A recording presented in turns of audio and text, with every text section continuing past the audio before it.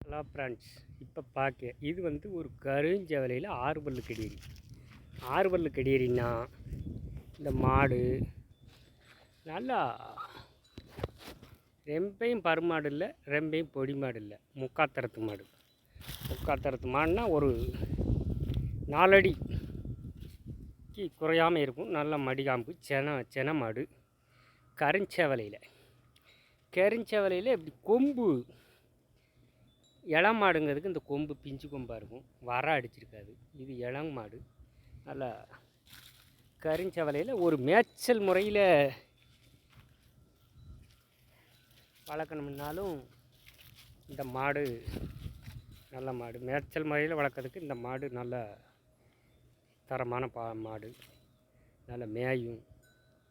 மேய்ச்சல் முறையிலையும் வளர்க்கலாம், பண்ணையிலையும் பாம்புக்கும் வச்சுருக்கலாம். ஒரு துப்புரவான மாடு ஒரு 8 லிட்டர் கறக்கும். 8 லிட்டர் கறக்கும். நல்ல மாடு. இன்னும் ஒரு 5 ஈத்து வச்சுக்கலாம். 2வது தானே, ஒரு 7 ஈத்து வச்சுருந்தாலும் நல்ல மாடு. நல்ல மடிகாம்பு. இதுக்கு பேர் தான் கருஞ்சவலை. அந்த முதுகில் ஒரு கோடு கிடக்கா, இந்த டைப்பில் இருந்தால் இருநிறத்து மாடு. கருஞ்சவலை மாடு கொஞ்சம் கறவை அதிகம் இருக்கும். இந்த மாடு நல்லா தோல், நல்லா பொய்த்தோல் மாடு, நல்லா துப்புரவான மாடு. அதனால இந்த மாடு ஒரு 8 லிட்ரு தாராளம் கறக்கும். நல்ல மாடு.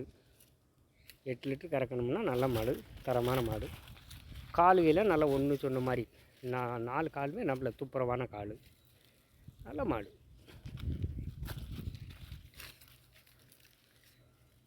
நல்ல துப்புரவான மாடு, நல்ல மாடு. துப்புரவான மாடில் நல்ல மடிகாம்பில் இன்னும் ஒரு 10 நாள் பிடிக்கும்.